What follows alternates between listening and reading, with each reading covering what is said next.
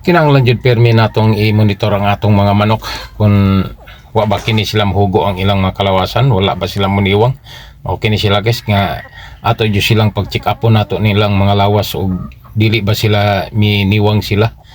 Kay ato buong nakita nga ang ilang mga itlog medyo kibrada manggod karon. Ingon anak mo atong balantayan sa atong mga alaga.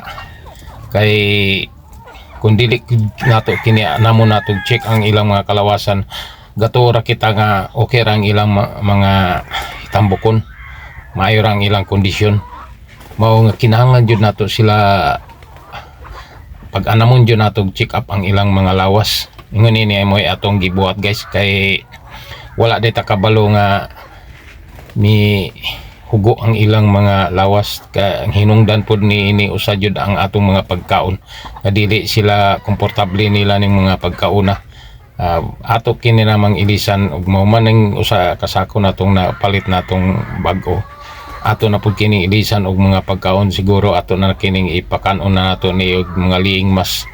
Kay ang liing mas para makapaitlog jud kana sa mga manok nga mga bay nga nag initlog mo na kanay gigamit sa mga poultry karon, basta mga white leghorn.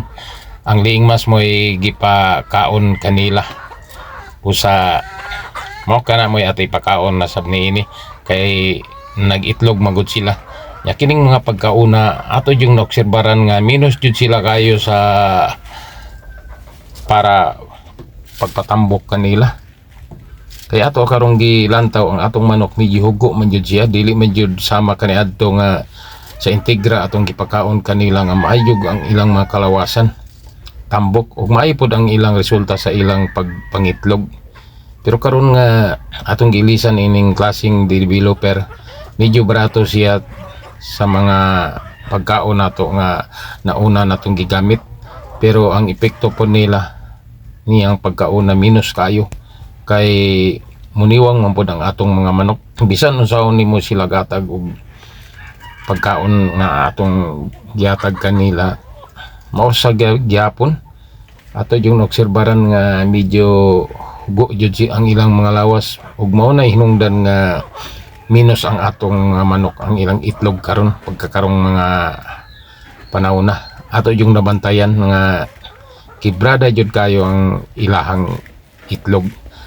Mao jud na siya guys nga depende magkuna sa pagkaon nga sustansyadong pagkaon. Kining atong pagkaon nga gihatag kanila baratoon kini, pero nalata makatipid unta kita, pero unsaon na pod nga wala man po'y mayong mga resulta sa iyang pagpangitlog. Mao nga ato kining ilisan nato og mga liing mas na pod ang atong ipakaon kanila.